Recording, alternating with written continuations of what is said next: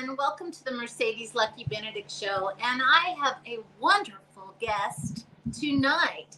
And it's like, hooray for Hollywood. We've got I think he's Mr. Hollywood Stuntman right here. It's actually amazing when you go over your list of credits. And I'm going to just say his name right now. Mr. Bill Perry. Woohoo! Woohoo! Jazz hands, everybody. And you've got a friend with you behind you. Yeah. This is well, I won't even say it. There's so much off-color stuff been mentioned about our little friend here. This is a replica of the makeup. I have the whole outfit from People Under the Stairs. So watch out for your mailman. If I get hungry, can't promise I won't eat. That's what we do. I can tell. I have to say, I don't even think I made it through that whole movie. That was just the title alone was so scary. I remember when that came out. So for everybody that is tuning in, please be sure to go on the chat. If I don't see the chat, maybe Bill will. I may not see it, but I love it when you still leave comments because I can answer them afterwards, or we can tune into you after. And please, share this. If you're into a lot of amazing movies, and you're going to love this guy. And I've been watching a lot of things about you, Bill Perry, and you're very inspirational, and you're funny as heck. So I'll just list off I'll list off some movies and television, and you can just start right in. So Predator 2, very scary. I've seen it. I love that show. Then you've got Nightmare on Elm Street, 3, 4, and 6, or is that right? 3, 4, and 6. Yeah, 3, 4, and 6. And it took me forever to see 1. Okay, That one's probably the darker, scary of them all. I mean, that was before Freddy got funny, Then he got funny. Freddy got funny later. Oh, look, you've even got that. Okay, so then we got Return of the Living Dead 2, Home Alone 2, love it. I mean, there's just so many. And then there's The Wonder Years, Star Trek Generation, Elvira. I mean, I remember Elvira movie. That movie, License to Kill, The People Under the Stairs, and we can go on and on. Tell me about yourself. Where did this start? What happened? How did you begin this? I know it, but what do you tell our audience? Generally speaking, I wanted to be an actor, as a lot of folks here in Los Angeles area do, and I wanted to be an actor since I was a kid. Probably, I don't know, maybe 3rd, 4th grade. It really was like, this is what I want to do. And I'm a little guy, so I'm about 5'6", very, very small for my age back then. I don't think I was 5 foot tall when I entered high school. Got a lot of teasing about that, got a lot of grief about it, but I was really all about acting. And when I got into college, I would always get good parts. I was always doing fine. Everybody was like, I was a good looking kid. I had pretty solid skills. But as I got out into the real world of the business, they'd say, you're just too short. You're nice looking, but all the girls are 5'8". You're at least a couple inches shorter than that. And they're not going to make an exception just for you. They might make an exception for a Tom Cruise, for a Michael J. Fox, but you're not them. And so it was pretty hard. I was kind of still... Yeah, it's pretty. I mean, if you don't have a thick skin, you don't last long at this anyway.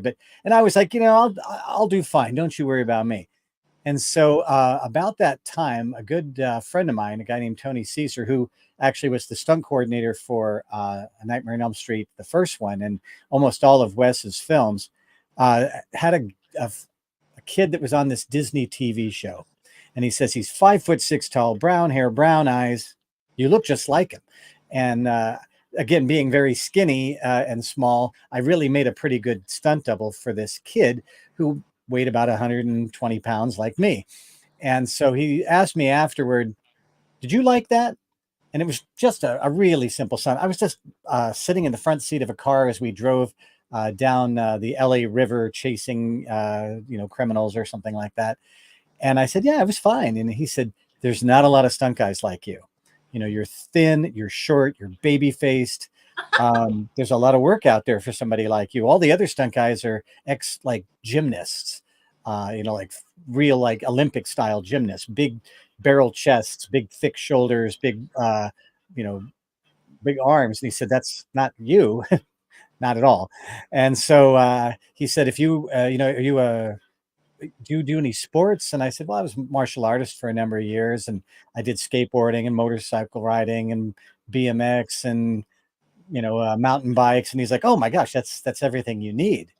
Uh, and so he started kind of telling friends about me. I got some pictures done that showed me doing some stuff, and that was it. It just took off. Um, I had a series in my first year, which makes most of my friends just scream with envy and disgust and pain, because most of them worked for years or tried to work for maybe 2 or 3 years before they ever really got a decent job. And I started working like crazy because there just wasn't that many guys that were my height and weight. Everybody else was 5'10", 180 to 210 pounds, like all the leading men. But for the kids, there was maybe two or three of us, max. And so if you did a movie like Newsies, which we did, there's 10, teenage boys on that, or maybe more. And so they needed, somebody to double all of them. And then the 80s was just filled with slasher films, all the Nightmare on Elm Streets, the zombie movies, the uh, Lost Boys, all these things. Teen movies, just in general, were such a huge deal. Yeah. And if there was action sequences, somebody got to do it. Um, Back in the day, around that time, just before I really got my start, there was a big accident. John Landis movie called the Twilight Zone, the movie. A couple of actors, well, actor and two children were killed, and they said, "That's it. This was stupid. No way should those children have been on set. The the actor didn't need to be there." Why? I think it was whether they said, "Well, if we killed a stuntman, no one would care." Oh yeah.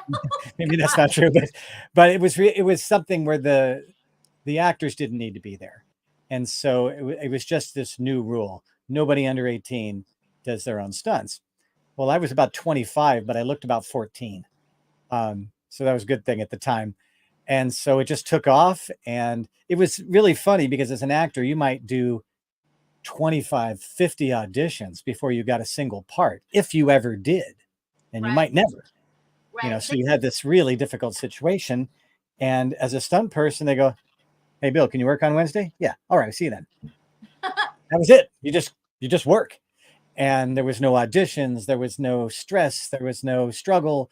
Somebody just call you, and you'd have to go out and introduce yourself to everybody. And what we do called hustling, where you go out to a set. "Hey, my name's Bill Perry. I'm doing stuff. I want to work on your movie. Is there anything you think coming up?" They go, we'll call you if something comes up. So you would do a lot of that, but it wasn't auditioning. And it wasn't like you'd see talentless hacks beat you at an audition just because their look was what the particular, the producer or director wanted, even if you couldn't act. And as Right. an actor, that kills you. It just tears your soul out. And because you're like, I've been going to classes, I've been studying, I work on this day and night, and then some hack who just got picked up off the street because he had the right look ends up getting a major role and you know didn't work for it. Isn't really even that good, but they're pretty. So that all kind of came out about that time. And for me, it was just fun. When you're a 25-year-old guy, you're completely bulletproof. You don't think anything's ever going to hurt you. And it was just fun. I tell the joke that when you tell a girl that you're an actor in Los Angeles, they go, "Really? What restaurant?" Um, but if you're a stuntman, you say, "Yeah, I'm a stuntman." They go, "Oh, I'm getting the vapors, really, you're so strong, And so it was very impressive to people, and nothing wrong with a little ego massage here and there. And it was just fun. The work was really fun. I worked often, probably more often than any actor I knew, because as an actor, if you do a part, they don't want to hire you for the same style of part exactly on another TV show or something, because people will recognize you and go, "Wasn't that the guy that was on Knots Landing? Now he's on Dallas? That doesn't make sense." But as a stunt person, nobody really recognizes you for the most part, and so you can just work, you know, 5 different shows in 5 different days, and that's fine. Nobody cares. So it was a really, it wasn't what I had intended, but it didn't suck. I mean, it was a lot of fun. And here we are 35 years, 40 years later. I think the last stunt I did was about 22 years ago. Um, and here we are still talking about that stuff, which I didn't think was going to be a thing. I didn't tell my friends, from work or anything about what I had done because I was even a little embarrassed by it. People think you're a flake. But now here we are 25, 30 years later, and people are like, wow. I'm like, really? Wow, that's cool. My kids think I'm dull as white bread. And now people are like, no, you're interesting. And my daughter's like, you know, That is so funny because like I could totally relate to all that you're saying. And you know what? It's interesting though. You're right. The movies that you were in, they are almost like timeless. I yeah, mean, I mean, like it's really especially, interesting. you look at like something like Home Alone 2, they show that For every years. year, all you through Christmas. And then the Nightmare on Elm Streets, the zombie movies, the vampire movies, they show repeatedly. Like now, who would have known, 30 years ago that there would be whole channels devoted just to horror films like Chiller, or there would be all these different, cable channels on demand where if somebody wants to watch a movie, they just watch. They just say, I want to watch this. And so, back then I thought these movies are going to be forgotten 10 minutes after they come out. They're just, they're like the chewing gum of film, at least in my opinion at the time. They're horror films. They're fun, but they're going to die. They're going to go away. And now they didn't, I know Yeah. people who tell me they've watched some of the movies I'm in over 100 times. Yeah. I can't think of a movie I've watched, maybe Groundhog's Day, but I'm not really sure if I've seen it 100 times or I just think I did. I'm not sure.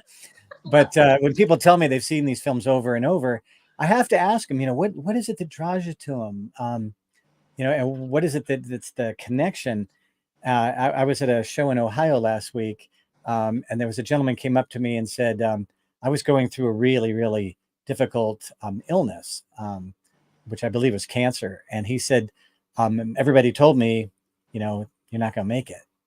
He says, but I would watch these movies and I would see these girls, these final girls, as they like to call them in horror movies, the girl that hangs on to the end, and even though she's not the strongest, fastest, even the smartest, she's just got a will to survive that she finds a way. And Yeah. he said, and I watched those movies and I thought they found a way. I'll find a way. Wow. Yeah, I mean, and you're like, wow, hey man, I wish I could take credit for some of the, the strength that you derive from these films.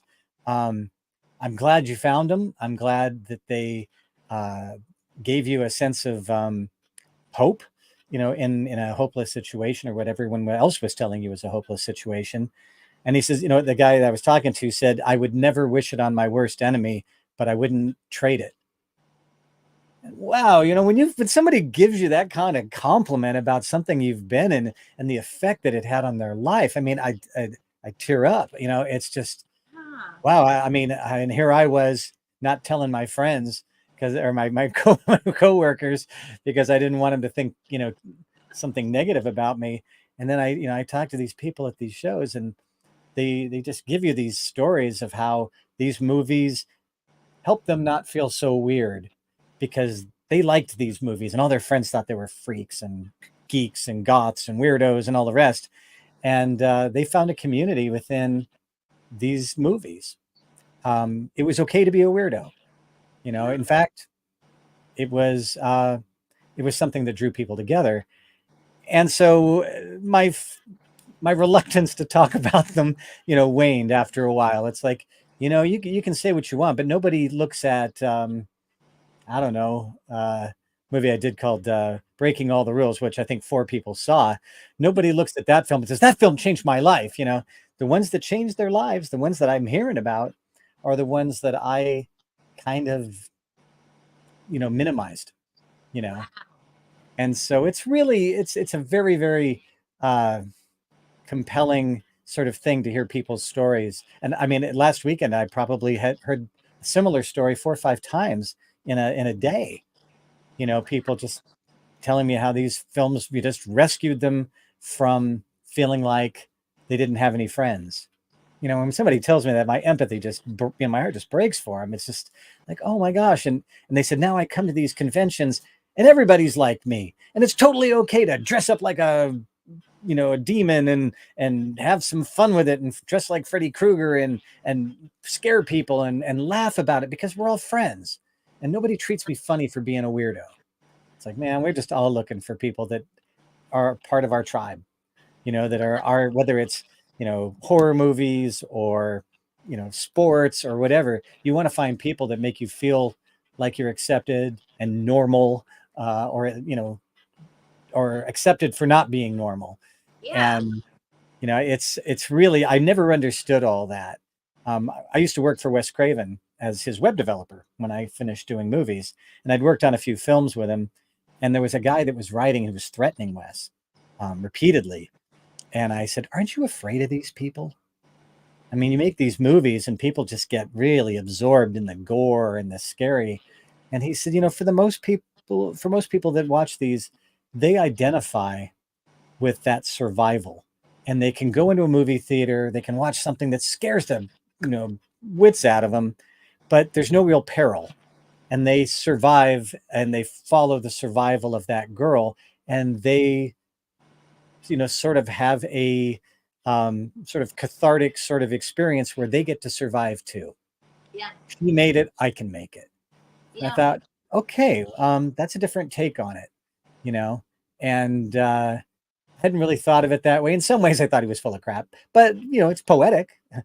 Uh, but he was right. The more people I meet at the shows and conventions and talking to folks, I realize, yeah, these movies mean a lot to them, not because the movie was technically brilliant, acted, impeccably. It's because the movie meant something to them at a certain point in their life when they really identified with those characters in peril, because they felt like in their lives they were in a level of peril. Um, and so these movies kind of helped them find a way to, accept what they were going through and bear on, and still get through it all. So it's a very different philosophical framework than I was used to, but I've really come to identify with it and really enjoy, hearing people's stories like that. Well, I can say that Mark Lucke, who was a former husband of mine, I still work with him and all that. Actually, I am an actress, or was, and I was a stunt double in Walker, Texas Ranger, that series in Dallas.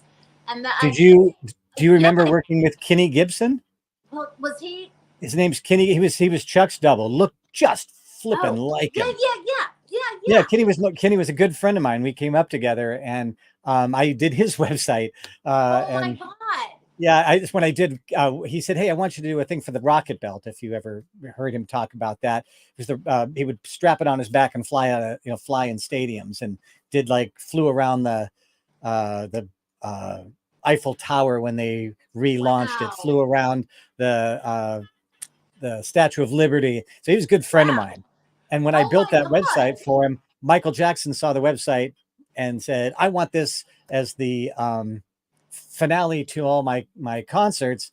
And Kenny kind of felt like he owed me one because I did the site dirt cheap, and he made millions. He made hundreds and hundreds of thousands of dollars from it. So he took me to Europe with him, and I ended up working on stage with he and Michael Oh for a my whole God. summer, all across Europe on Michael's dime, which is a much Oh, a much wow. bigger dime than my dime, going through Europe. Oh my So yeah, God. you meet these. I mean, I wasn't in Europe, but I went, I bet you I saw that concert in Los Angeles, because I was in Los Angeles for a while. Oh my God. Yeah, you had said something. You had texted me saying you've had such a fun career. It's like, lady, I could go on all day long Oh about my the God. Yeah. ridiculous, lucky. I don't even say lucky. Very blessed life that I've had. There's a friend of mine passed away, and before she passed, I felt that she was passing too young, and she said, "Bill, life's about breadth and depth, not about length." And that stuck with me. And I thought, my God, if I died 30 years ago, I had the life, a better life than I probably had earned. I'd been given a depth of experiences that I can't even explain. Just so much fun, so many great people, so many wonderful opportunities. And yeah, so it's been crazy. Well, and I understand like how it all started for you, because like I'll never forget, all of a sudden you're put in a car. Like I was a double for that Cherie, the Cherie lady, the Cherie, his co-star. Hmm. And so that was about a year I was there. So I did the double and I did that, but I would have to be going in the car, and they had like, they would have like army people, like stunt army people coming Yeah, over, blowing up buildings everywhere. I mean, it was crazy. It was like a crazy, amazing time, you know. yeah. So I totally understand where you're coming And from. it's fun. Like I said, A lot of if fun. if you get in a car crash and you didn't know it was going to happen, it's terrible. Yeah. It's one of the most frightening, horrible things. When you know you're going to do a car crash, and everybody around you knows you're going to do a car crash, and all the other cars you're going to crash into know you're going to crash them, it's so much fun. It is the best fun ever to crash a car when you know it's going to happen and you're protected well. So a lot of the things that people look at and go, "Oh my gosh, that's so frightening." It's like, I know what you mean, and because you're used to car crashes happening accidentally, a Yeah. car crash intentional, loads of fun, and a lot of things are like that. Being lit on fire is not a good thing. Yeah, I mean, Being it's lit crazy. being lit on fire for a stunt is exhilarating when you know what you're doing and there's lots of safety and it looks so flippin' cool when you're all said and done. So a lot of things that were stunts um, were only scary if they're scary if you didn't know they were going to happen. If you've planned them out and you've working with professionals, it's pretty intriguing, and sometimes even though it's still scary, it's still fun. Well, what was your most what was the one of your best experiences that you've had as a stunt? What is like one that you really remember the best? Yeah, there's one I did for a movie called License to Drive, which was back in the days of the Coreys, Corey Feldman, Corey Haim, Right. and the deal was at the opening of the film, the kid's having a nightmare, and he leaps out the window of the school bus because the bus driver has locked them all in. They're chained to their chairs. He looks out the window. He sees his dream girl in his dream car, and he's just leaps through the window. Well, going through a window is never any fun. There's glass, and even if it's candy glass isn't really candy anymore. It's a resin, and it's very, very sharp, just like real glass. It's just very Oh, brittle. So when if it cuts you, ordinarily it won't stick in you because it'll break off before it does that. It doesn't always. I went through the window, a big piece of glass hit a vein right there. I go through the window. I have to flip in the air and then land on a vehicle that's following us. And I have to make sure I get upside down. And I can only go too far because there's a camera that's right in front of where I'm landing. And there's a camera right to the side of where I'm landing. So I can't be too close. I have to land in that little X right there. Because if I go too far or not far enough, I'm out of focus. wow. So it's not even just the skill of, will you do this stupid thing? It's, can you do this stupid thing very accurately? And I remember thinking to myself, I could buy it on this. I could really, really get hurt if I don't make it to the follow vehicle and I get run over. That's a bad day. No helmet, no pads, really, for that particular stunt. They would have been seen. So I looked at that and went, maybe this was a little too much. And we ended up doing it twice. So I had to do it again, which, the second time isn't easier. It's almost worse. Now you know what can happen. A buddy of mine had some crazy glue and he just pulled a piece of glass out, glued it shut, off we went. So that kind of insanity, that kind of thing where you're like, well, we didn't do it right the first time. Let's try again. Um, was scary. I remember being very, very, I don't want to say frightened. I was very, very excited. I really wanted to do it right. I was, they only had one more piece of glass. They only have so much time to do these things. These schedules are very, very tight. And so the doing it again was like, if you screw this up, if this ain't right, this could be massively catastrophic to your career. So, and that's true on almost any stunt you do, even if it's a little thing, especially if it's a little thing. If you can't do the little stuff, can you do the big stuff? So I remember it being very nerve wracking. But I really, when I watch it now, if the movie comes on, I always watch the first 5 minutes because that's my best stunt that I can remember. And I look at it and it's like, yeah, that was pretty awesome. That was pretty cool. Glad I did it. And I talked to girls who go, oh my God, I was such a fan of the Coreys. And, so I immediately have some sort of new level of respect from them because I worked with the Coreys. But yeah, that Wow. was probably one of the ones where I thought, yeah, this is what being a stuntman's about. And a lot of stuff I did was, really simple stuff, slip and fall. We're playing soccer and I slip and fall. We're running around the front yard and I jump over a hedge. Nothing, any, reasonably fit person couldn't do. But my height, my weight, the fact that I was in the union was the reason that those things fell to me as opposed to any other person that might have been out there. So most of the time, I would say I probably, out of 12 years of doing stunts, I probably did 4 stunts where I thought, well, that was stupid. Probably wouldn't do that again, if given the opportunity. So most of the time it was pretty much, workman kind of stuff, nothing super dangerous, at least not to me. I've always felt like as long as I understood what the safety elements were and that I had removed as many of the potential danger points, as long as the safety was in my hands, I knew I could take care of myself. Right. Somebody else being the person holding the rope. Can we tie that rope off to a post that I can test? I don't want anybody to drop me. I don't want that on their conscience, or I don't want to go to hospital. Right. And so what was the final step for you to want to stop doing that? Was it just did you That's start a a great question. It's kind of a sad one. I mean, there was a certain age, my son had just been born, and in the same year, there was a stuntman who was in a helicopter and they were just flying from point A to point B. It was kind of an army kind of thing. And he's hanging out the window, shooting a big gun. And they were just flying from point A to point B. They weren't even filming. And no one knows why, but the helicopter crashed and everyone on board was killed. And that's the kind of stunt that somebody would have given me. And then later that same year, they were going to blow up a car. And the stuntman who was going to be running from the car was talking to the special effects guy and, asking him the questions that we ask. What are you using? How much of a fireball is there going to be?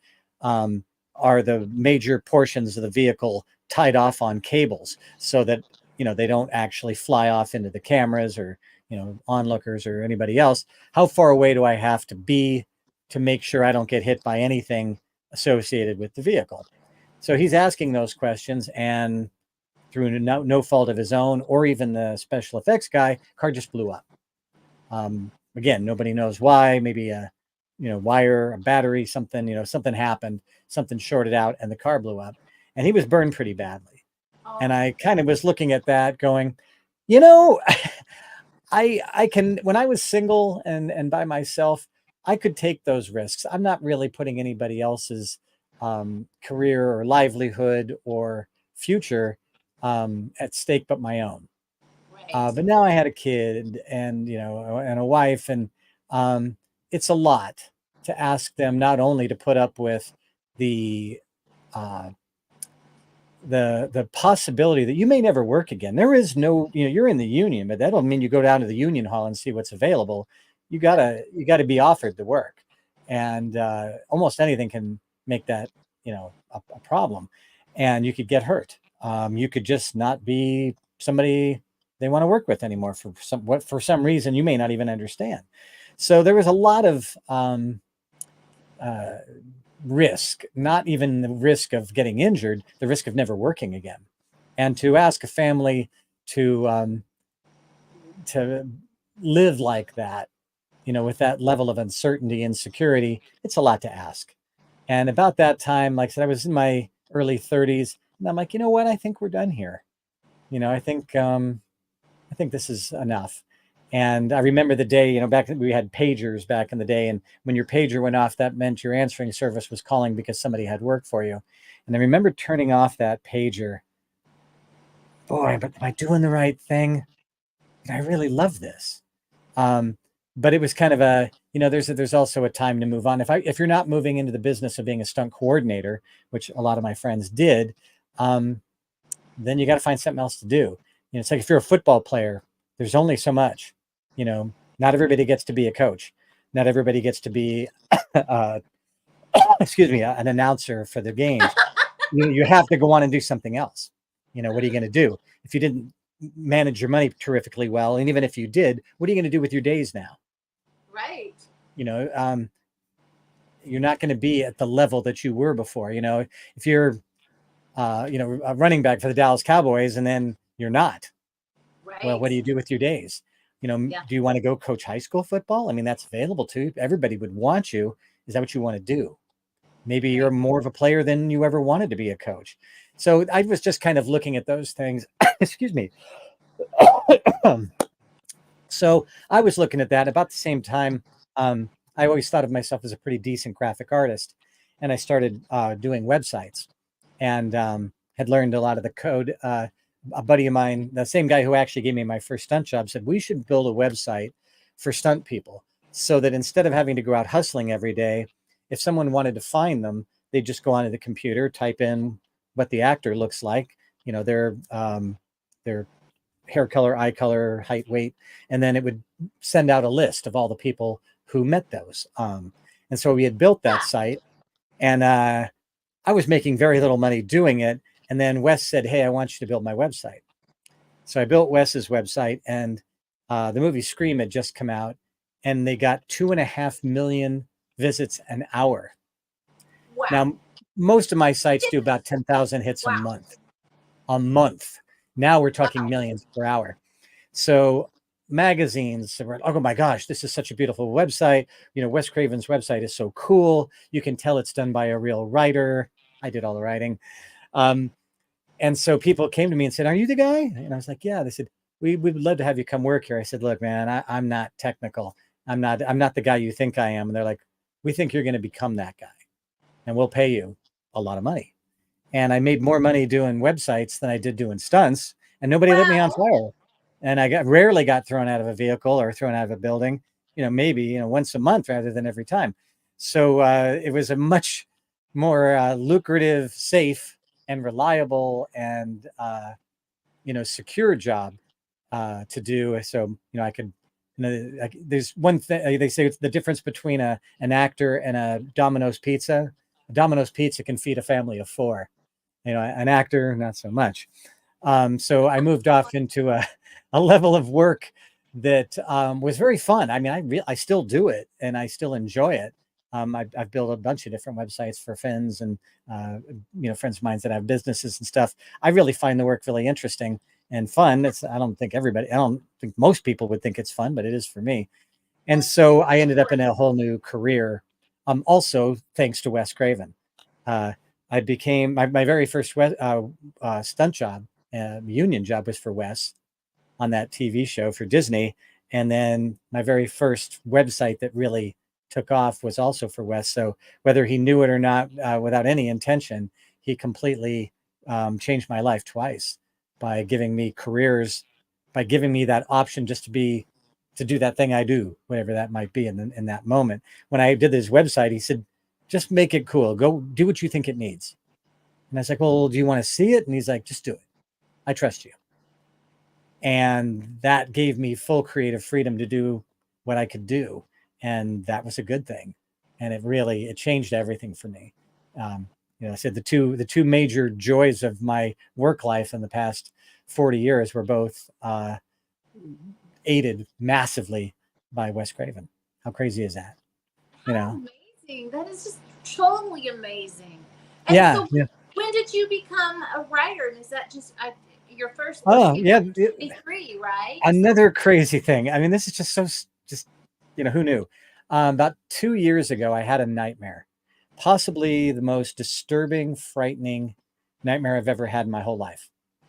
And when I woke up, I just made some notes real quick about what it was that happened. My wife's a psychologist, and we were going out that morning and we're walking the dogs. And I said, I had the craziest nightmare last night. And I gave her about the first minute. And she's like, I don't want to hear about this anymore. It's really disturbing. I don't like this. And I said, okay. And so I do audiobooks for a particular publisher back in England. And most of the books are horror books.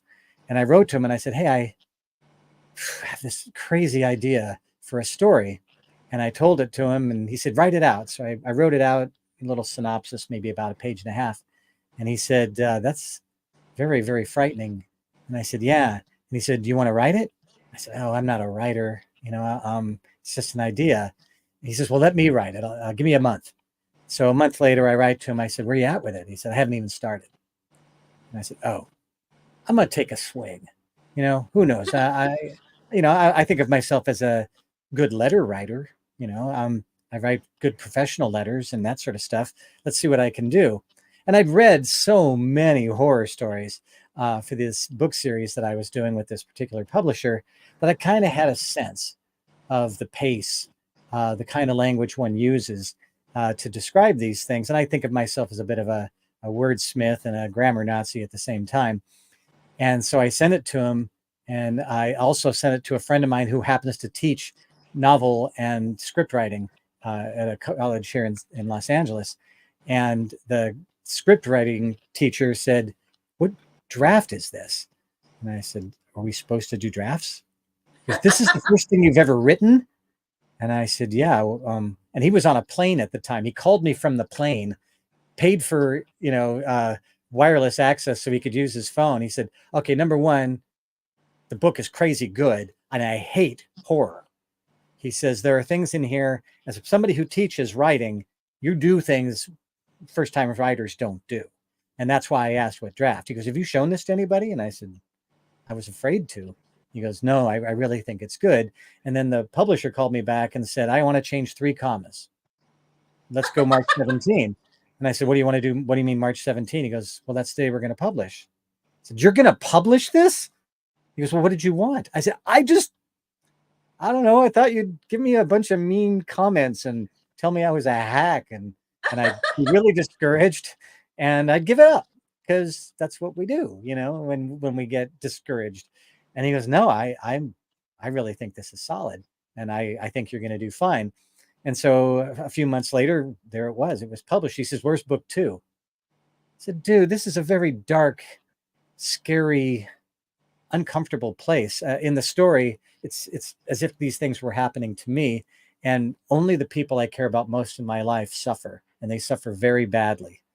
And so imagining your family, your wife, your friends from church suffering in the worst, most grotesque ways, not necessarily gory in the book, but very, very vivid and very, very disturbing.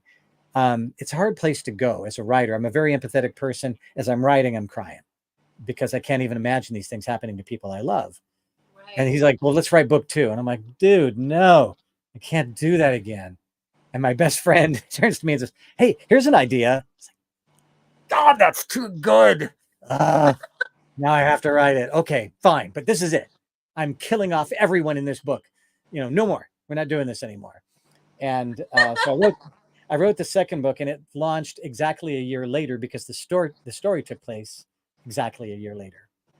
And so now I'm a writer. Who knew I even had the skill? I didn't think so until people told me I did. And now I wrote a screenplay out of it. And the screenplay has fared pretty well. I paid professional readers to look at it, and they said, I think it's better than the book. I think it's a lot better than the book. And we're calling this a must consider, which means if I was to give this to somebody and they're looking to make a horror film for roughly the budget that this thing is slated for, they said, yeah, you must consider this script. Well, and congratulations on all of this. Yeah, and I sent it to a guy about 2 weeks ago. He said, does anybody else have any rights to this? And I said, no. And he goes, don't sell the rights, at least until I call you back. And I said, "You're interested?" He goes, "I read it last night. You're a sick bastard, by the way." And I said, Oh. "I'm glad you enjoyed it, if that's what that means." And he said, "No, I really, it's very original. It's very different." Um, and he said, "And I think this has the possibility of being made." And he says, "Can you make it for, $800,000?" I said, "Dude, I could make this for $50,000." He goes, "Bill, I have $800,000. That's how much we're going to spend." I'm like, "No, no, okay, go ahead, spend it all." Um, but it's been really crazy. Again, not something I ever dreamt of, not something I ever even imagined myself doing. Um, I, uh, I hesitate to call it a God thing, because the story's so demented and so sick. And it happened. A lot of the storyline happens at my church, so it's very strange. People at my church have read it and go, "Am I Emerson?" I'm like, "Bro, Wow. you did me wrong." And there's this lovely elderly woman who I see every 2 weeks, and she says, "I understand I'm in your book." And I said, "Yeah." She goes, "Did something bad Oh happen to me?" And I said, "Oh yeah." And she goes, "Why me?" And I said, "It only happens to people I love. So if no. you got, maimed in some horrible way, it's because I love you, honey." So it's a very strange place to be. I, again, never thought of myself as being a writer, never thought of myself as having that uh, skill. And this story again was just came out of a nightmare. Um, and so now it's potentially has the opportunity to be made into a film. We'll see. I mean, we're a long way from there, but we'll You know what? I have a thoughts and feeling prayers. it's going to happen because it's like it just fits into place. It's like your life is just kind of like in synchronicity with these events. It just feels like it's going to happen. I mean, and it should, because it's already you've already got two books, and tell the names of them. I don't want to mess it up. In Yeah, From His Hands. What was it? It yeah. was The first book is called By His Hand. by. Well, that's Yeah. scary already. Yes. Oh, and the cover is brutal. Actually, do I I have? saw that. It looks so Yeah, scary. cover is very And scary. And then the other one that's like the perfect, it's like, what was the second title? It was like Yeah, the other one is called Out of His Mind, and I did I the mean, artwork. ah, I did the artwork for the covers. Wrote everything. The really kind of the part about this I really enjoy the most. Um, if I do a movie, I'm one small cog in a very big wheel, in a very big machine. So if it comes out good, I've got some responsibility for that, but it's not the whole thing. In this book, every word is mine. Every character is someone I created. Every event is something I designed. The beginning, the middle, the end, it's all came from here.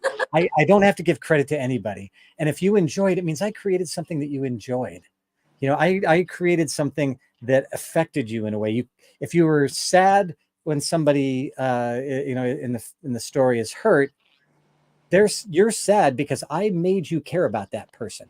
If, yeah. whether you hate them or whether you love them, you care about them. And so their outcome or what happens to them matters to you. If you don't like that person and they suffer, you're like, yeah, he deserved it. If you care about them and you're like, no, no, no, not her. Yeah. Friends of mine said that they stopped for like a day after a particular event, which I won't give away. They said, I just couldn't read for a while. It was devastating. And I'm like, yeah, it was devastating to write it.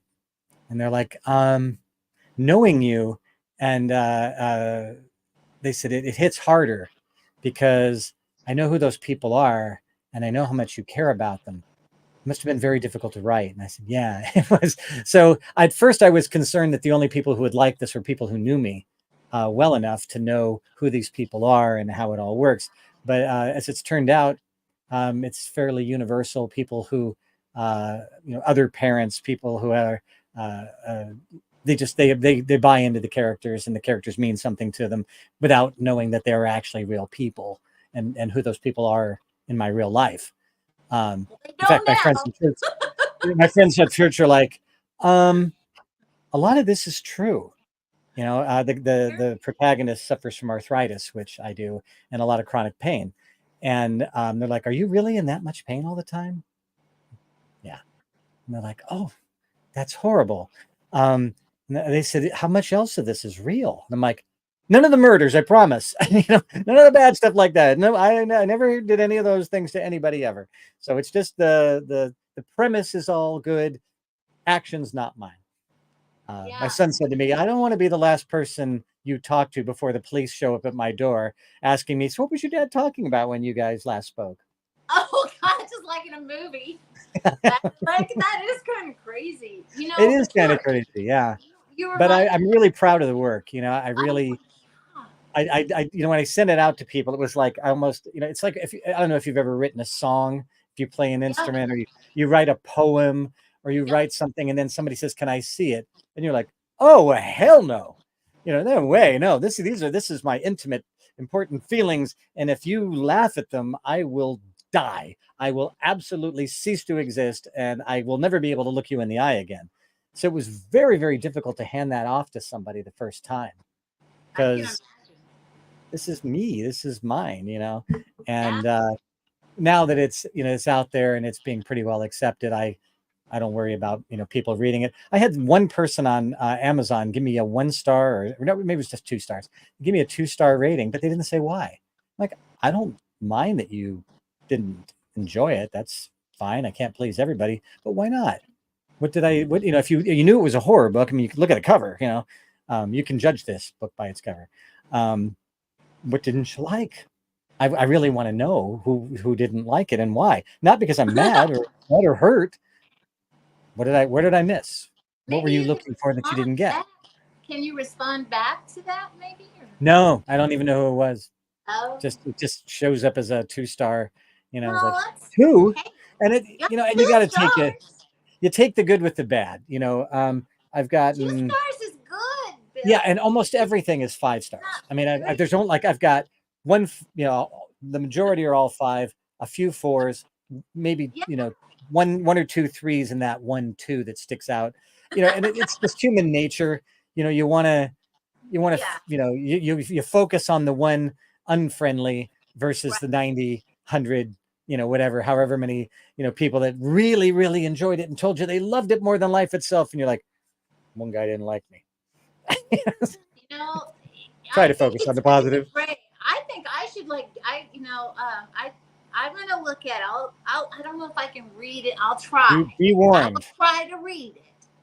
It's not gory. I will tell you that. For people who are afraid of gory, I don't like gory myself. I mean, as many movies as I did that are like Of that. course. Watching a horror movie made is very different from watching a horror movie. It Yeah. takes weeks. Yeah. It's very tedious. It's very slow. A lot of craftsmen, making things just so. It's not scary to watch a scary movie be made. It's just Right. not. But when you see it, all in its, all pieced together, of course, it can be pretty frightening. So I'm not a big fan of super gory. I can't watch Terrifier. Um, just too much. It's too intense, and it's people say, but they're funny. It's like, I don't think somebody getting their skull sawn with a hacksaw. I don't understand how that would be funny, and I'm really not interested in exploring that for my purposes. Please go enjoy. I'm glad you're having a good time. Good for you. Have a great weekend. Well, Not for me. while we've only got a few more minutes left, so I want to make sure we talk about the upcoming the Paracon you're going to be at, Deep South, Yeah, the Deep South Paracon Comic Con. I am so Those excited are about this, and I'll tell you why. Some of a lot of the convention stuff that you get into when you're doing this stuff, they're always fun. I love doing it. I love hanging out with the people, talking movies and that. But this one's down south where I have never been. yeah, It's also got a real focus on paranormal, ghost hunters, and that sort of stuff, which is again way off my radar. Never talked to anybody about this stuff. I think I went to a psychic one time, like a fortune teller that somebody else paid for it just for fun, and it was interesting. I felt like I have a lot of tells, and anybody probably could have figured out who I was and what I did, and it was probably pretty easy to make something up if that's what they did. But the folks that we're talking to down at this show, these aren't that kind of people. These people no, aren't. They're not carny. gypsies. These are people who take this. Well, I mean, they take it very seriously. This is science for them. This is Yeah. not, hey, let's see if we can, fool you into thinking, that we brought back your, dead cat. This is very, serious business for these folks. They have fun with it, but it's a real science to them. And again, I don't know anything about it, and so the idea of hanging around and going to workshops and stuff where people are talking about this, I'm intrigued. I mean, hugely. I just because it's way outside my normal wheelhouse. And then I'm kind of one of the only movie guests they have. And the farther I get away from Los Angeles, the more interesting I become. Um, so, because people in Ozark, have probably never met anybody that's been in a movie. Um, if they do, maybe they were an extra in a production that came through town. They don't know anybody that's worked in big Hollywood movies for the most part. I know Stan actually did some extras work on Firestarter and a couple other shows, so he's got a little experience there. But most folks don't. And so when they're talking to me, they've got a million questions. They're excited to talk to me. They treat me very nicely. They treat me, like I'm special and important, and I'm just Bill, but it's not a terrible thing to be treated special. I like Yeah. that part. Um, and we just, we sit all day long and we talk movies. My kids are so tired of me talking about movies. Oh, you know, I was like, Dad, this is at least the eighth time you've told this story today. You know, let it go. So to go to a place where people are excited and want to talk movies and they've never heard my stories and they're interested, and I can give them some little tidbit about a movie that they're a fan of. Somebody says, "Oh, tell me about Nightmare 3. What was that?" And I can give them something to look out for the next time they watch the film, and they're like, Yeah. "Oh, I talked to the guy. I talked to the guy who was in that movie, and you guys got to come over. You got to come over and watch this movie." And they get together and they watch the movie again, and they find something new to enjoy. Some little tidbit about the making of, or some little Easter egg that Wes put in there. I give that to them. It costs me nothing, and it's fun. And then I pass that fun on, and then they pass that fun on. They tell their friends, "Oh my gosh, you got to see this." And then everybody watches it again, and they get to re-enjoy something that they already had a certain level of affection for. How good is that? That costs nothing, and it's fun. And like I said, I've never been there. It's there's just everything about it is fun, and everybody's been so kind. This is probably my fourth podcast with different people who are associated Yeah. with that show, and everybody is just that southern friendly kindness. You don't get everywhere, Yeah. honestly. It's just not that way. I've got so many new Facebook friends, and I see some of their lives, and I see very personal things that show me that they've had some rough times, Yeah. and that's interesting how much they share, and they share with me, and I'm just somebody they met online or somebody they hope to see down there. And now we're buddies, we're homies now. I'm part of your life. I mean, somebody had posted the other day about how they had a sick cat and they didn't know what to do. And I'm like, I got $20. Hey, come on, everybody, let's throw $20 on a GoFundMe and make sure this guy's cat's taken care of. And people just Oh. do. Yeah, people just do, and I'm one of those people. Like, now you're a friend. Sorry, we're good. We're bonded forever. I helped your cat. We're now next time I see you, I gotta ask about your cat because I have cats too. And so you get these bonds between folks, and that's really the best part. I just love going to shows. I went back to Ohio a couple of weeks ago. I saw people that I'd seen twice before in two other visits there, and they're like, "You remember me?" I'm like, "Remember you? I know your name. I know about your life. I mean, I follow you on Instagram. I follow you on Facebook. It's like they're like, really? It's like, yeah, of course. Yeah, because you're like on there too. You're Yeah, on yeah. there. I got a That's life. really nice. That's Yeah, awesome. You're a really good guy, and that's what I got from you when I was watching that interview you had with Stan a couple of weeks ago. I just thought this guy is so nice. Like he's like one of the good guys. well, So I've been. uh, I know yeah, you're a person of faith too, and when you've been blessed, um, if it overflows, you know, that's how much blessing has been given to me, is that I feel compelled, if not, it's almost impossible not to share what's been, given to me. If somebody just wants to talk movies and I can talk movies with them and that makes them happy and that makes their day, it's already making my day, babe. You don't even have to try. And if something I do, um, gives them a laugh, gives them a sense of what it was like to do the things I got to do, and they sort of feel like they share in that now. Where's the downside? Nobody loses on this deal, at all. And so to be able to do this stuff now, I mean, my happiness flows out of the fact that I'm able to uh, share the things that I've been given, and have some fun with them, and give somebody a giggle, give them a crazy weird story that they remember forever. It's like, yeah, I remember that story forever. Why shouldn't you?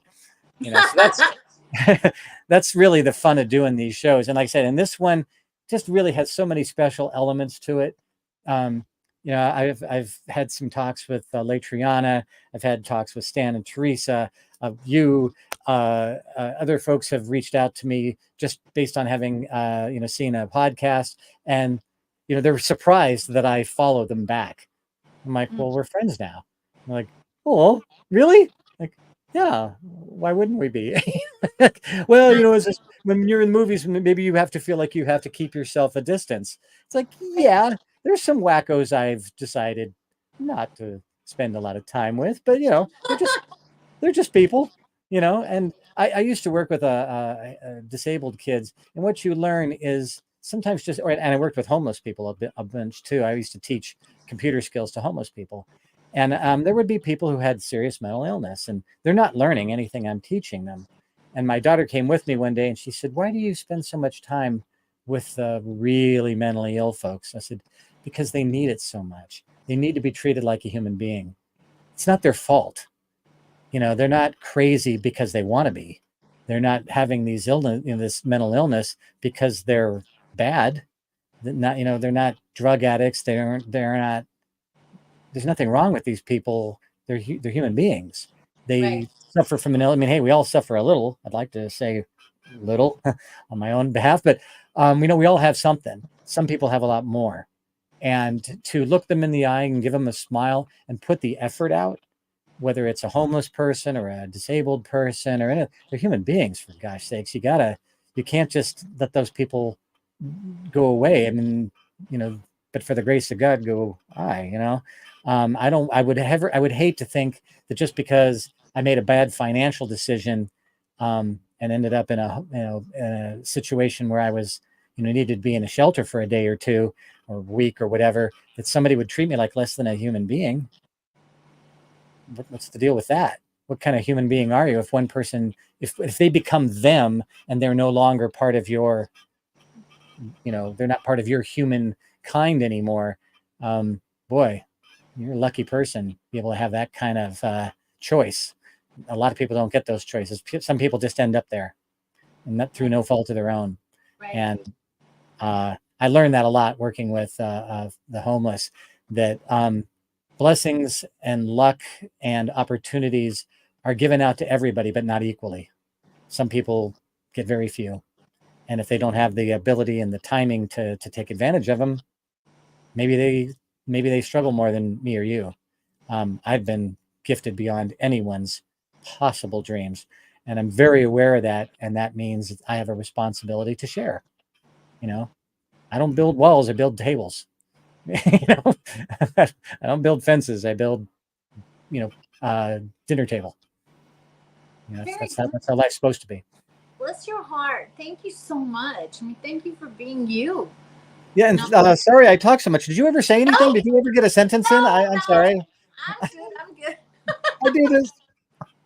Usually I do It's start my talking. curse. Well, so I this can't is good. shut up. No, I can go blah blah blah. So no, I'm glad that you're fascinating. I hope to have you back again. So I just want to say this is going to be Ozark, Alabama, and it's the 14th, 5th. I can't remember. Is it the 14th and 15th? 14th and 15th of September? Yep, And Ozark Civic Center, and this benefits the Boys and Girls Club. Yeah. also the Wounded Warrior Project, Yes. and a local blood bank kind of thing. There is nothing about this show that isn't kind, that isn't sharing, that isn't um, deeply community focused. Yes. It's very family friendly. I mean, they've really gone out of their way. I really hope people show up for this. If not even for my own. I mean, yeah, of course, I want people to be there. I want to have people to hang out with and have some fun with. But there is a kindness and a, I don't know, just a community spirit with Yeah. this that I've not seen in a lot of other shows. A lot of shows are shows, and they're fun, and I enjoy doing them. There's no two ways about it. But this one is so much more of a family. I mean, everybody knows everybody. Yeah. Everybody's got their own podcast, and they're they share with everybody else. They share me around. I mean, everybody keeps saying you should talk to Bill, and I'm like, let's do it. This is fun for me too, by the way. So everybody has just been so giving and sharing, and I really feel a responsibility to just beg people, please come out and do this. You're going to have a good time. I promise you. There's so many good people. I can't imagine walking out of this thing saying, well, that was dull. I think, and it's like $15, and I know, different parts of the country are being hit harder by, financial issues. Treat yourself if you can. If you can come on out, I promise you're going to have a good time. You're going to meet so many fun people that just are going to open your mind to fun, weird, crazy stuff. That's what I'm looking forward to, and I want to share that with everybody that's there. So if you got that shot to come out, it's going to be a great weekend. I can't wait. It's going to be probably my favorite show of the year, just because it's different. I got to fly a propeller plane to get to one of the places I'm going to. I've never done that before. So if you don't see me, whoever the technician is on that propeller plane, you screwed up, jerk. Oh, well, that kind of sounds scary. Ooh, But isn't that sort of like, yeah, I do want to say that I know a lot of the people that over the last 2 years that I've known Stan and Teresa and been a part of the web radio. There's a lot of great people. Even Richard Johnson just messaged a minute ago. I think it was Richard Johnson, and he's going to be a part. Him and his wife and him. And so you're going Mhm. to meet them and the Fox Paranormal people. I mean, they're just Litriana, God bless her heart. She just lost her mother, so Yeah, prayers to her and her family. So absolutely. yeah, so I just thank you so much for being here, Bill Perry. You're a delight. Thank you. It's great to be here. Again, it's when you find like-minded people who've got, a similar, sort of heart for all of this. It just, how much more fun can you have? It's, you just can't have a bad time. I said, I could go to a Turkish prison with Stan and Teresa, and we're still going to have a great weekend. It's just, yeah, the beatings weren't so much fun, but oh my God, did we have barbecue? You know, we're really, they've talked about all the weird food they're going to serve me. They have talked about the crazy places they're going to take me. They are looking forward to giving me an adventure. And they said to me, you ever eaten this? You ever eaten that? I said, you know what? The worst meal is the best story.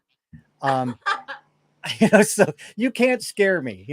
I'm gonna have a good time, and I'm really looking forward to really spending time with the folks down there. They're just a different They level are. of kind and open and friendly that I don't get enough of. So this weekend is going to be a treat and that weekend's going to be a treat for me as much as anybody. So I hope to see lots of you out there.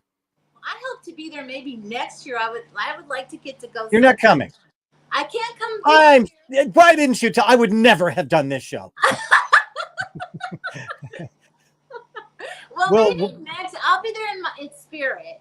yeah. Oh, now see, you say that at this particular show, you say they're going to be there in spirit. People are going to, like they're going to conjure you, and they're going to pull Yeah. your soul from your body for the day, and you'll be there, and lifeless carcass will be sitting at home while your spirit No, is, I won't let getting that cotton happen. candy, and you know.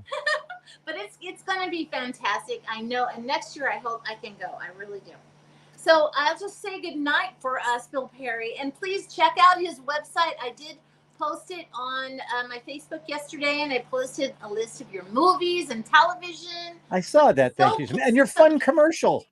oh, I know. There have Thank been so many fun commercials created on my behalf. I am completely, uh, just humbled by the amount of effort and time people have put into promoting my being there. I mean, that's my job, and I hope I'm doing that.